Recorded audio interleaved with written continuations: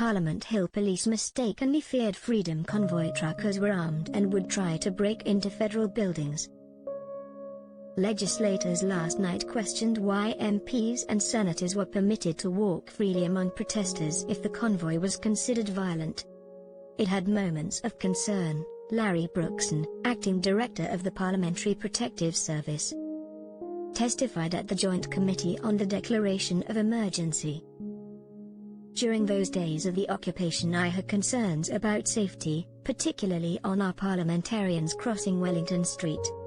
According to Blacklock's reporter, no MPs or senators reported being accosted by protesters.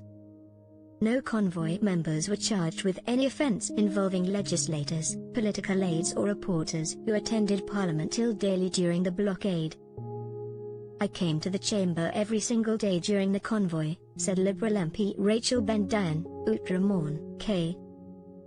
I don't recall ever seeing anything come out that would make me fearful of what was happening in front of Parliament, said Senator Vernon White, Ontario. Did you ever fear there would be a breach of the precinct? Asked Senator Peter Harder, Ontario.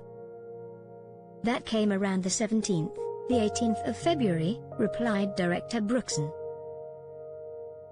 Police were preparing mass arrests of demonstrators at the time, he said. No protesters breached Parliament buildings. I was happy in the end that nothing major came to play, but it's one of those things, said Brookson.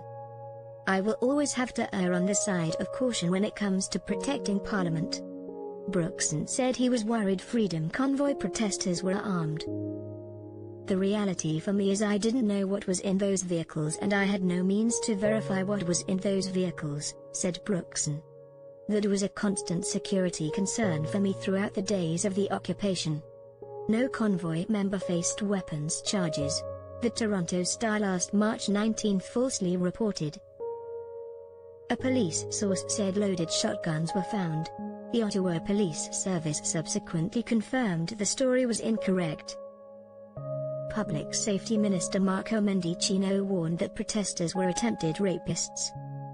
There were Ottawans who were subjected to intimidation, harassment, threats of rape. Mendicino testified last February 25 at the Commons Public Safety Committee. No convoy members were charged with attempted sexual assault. The absence of criminal charges doesn't mean it doesn't happen, said Mendicino. Conservative MP Raquel Doncho, Kildonan St. Paul, Man, earlier questioned why legislators were never warned to keep away from Parliament Hill. If Cabinet considered it unsafe. I walked to West Block for 2 weeks past these protests, said Doncho.